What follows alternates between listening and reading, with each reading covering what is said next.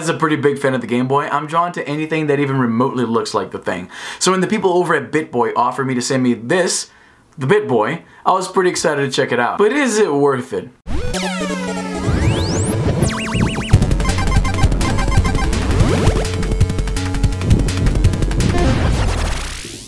Alright, this is the Bittboy, and mine is a little bit wet because I was just washing my hands. This right here is the Bittboy, and like I said in the beginning, if it even looks like a Game Boy, well, I'm intrigued. So what is this? This is basically a little emulator that runs NES games that fits in the palm of your hand and, well, looks like a Game Boy. So let's take a look here at the device itself. It's pretty small. This is my iPhone 10. For comparison, it's a tiny little thing, a little bit bulky, but really not that much. It's got a 2.2 IPS screen that's actually pretty decent. You got a D-pad, action buttons here, a reset button, start and select on the side here. You got nothing. On this side, a little volume wheel.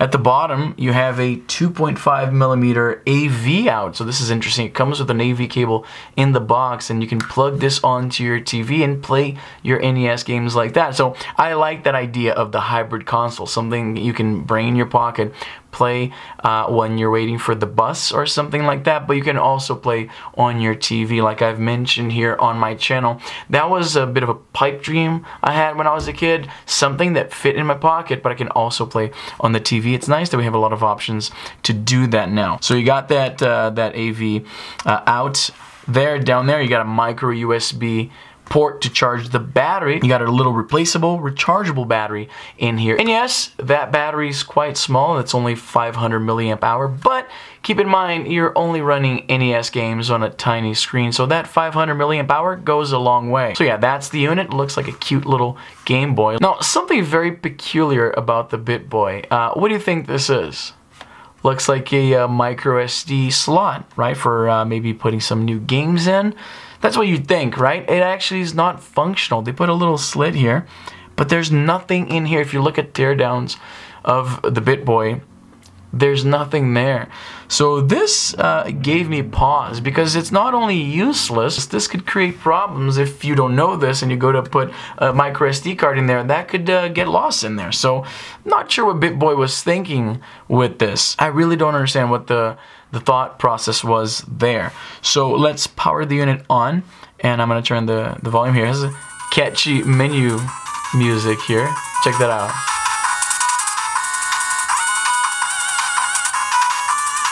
Okay, that's enough of that. So as you see on the screen there, it says 3. By the way, this screen, I gotta say, is pretty top notch. They didn't.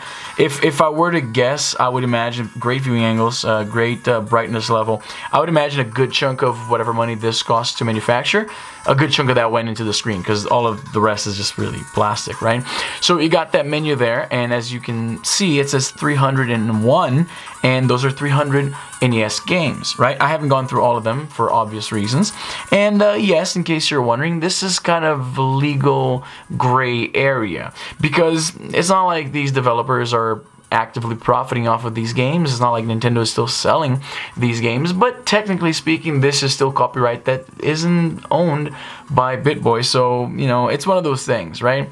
So you have a list there and some recognizable names. You know, you got Super Mario Brothers and Super Mario Brothers 3. It seems like they skipped Super Mario Brothers 2. Like I said, I didn't go through the entire list, but I would imagine it'd be somewhere around here, right? Then again, it wouldn't surprise me if they cut Super Mario Brothers 2 entirely out of this collection of games because, as we all know, at least all of the Mario fans know, that's not a true Mario game. Look that up. You got Pocket Monster, which seems to be some kind of Pokemon NES ROM hack of sorts. You got Super Contra.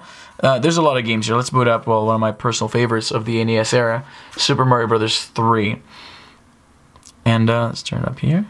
Yeah, that's Super Mario Brothers 3, alright, and it's very cute to see this running on such a tiny screen, right? So, where's the volume here? What did I do? Oh, there we go. Look at that. That is pretty awesome. So you got a tiny, super sharp, great viewing angles screen running, a tiny version of Super Mario Brothers, and it runs just fine. Some people, some video game purists have a lot of problems with emulation not running the right way or the sound being distorted in any way. I can't tell from playing this, right? Like, I'm not sure I'm holding a good enough angle for you to see, but this plays really well. Now, one thing I'm noticing, and I'm not sure if this is a problem with my unit specifically, or if this is just the nature of the beast, and I'm not even sure if you can see this on the screen there, but I'm gonna try to stop at a safe spot here. Let's try not to get killed here. Oh shoot, that was very close. There we go. I'm too used to Super Mario World. Ah, no. Okay. I'm too used to Super Mario World, where you can just hold B and glide down, which makes the game a lot easier. I did argue about that in my video about whether Super Mario Bros. 3 or Super Mario World is the best Mario game. Click someplace here. I think it's in the corner here. I never did cards before. They are a lot more work than just annotations used to be. But if I remember, there's gonna be a thing right here. I actually scratched that. My computer's in the shop, and I don't have a machine with which to edit video in that way, so I can't add cards. Forget that. Just cut that part. Anyway, so yeah, I'm not sure if you can see that. Definitely won't be able to see that on that part of the game. But yeah, I'm not sure if you'll be able to pick it up. But there's a little bit of darkness on the corners here. I'm not sure, like I said, if this is a feature of all of the Bittboys or if this is a problem with mine. Other than that, no, nothing. I mean, there's some weird scan lines. I think those are scan lines. I'm not really sure. There's some distortion on the graphics at times. But yeah, other than that, it looks pretty good. So once you want to get out of the game, you just reset here, and it takes you back to the main screen, and like I said, 300 games. So interesting little thing. I love the look. I love the idea of carrying all of these classic games in your pocket. Not a huge fan of the fact that you can't expand the memory. That is, or the fact that they put a little slot there. This is kind of misleading, and it could even lead to problems. But other than that, I like this little package that they came up with. Now, about the price, let me turn this down.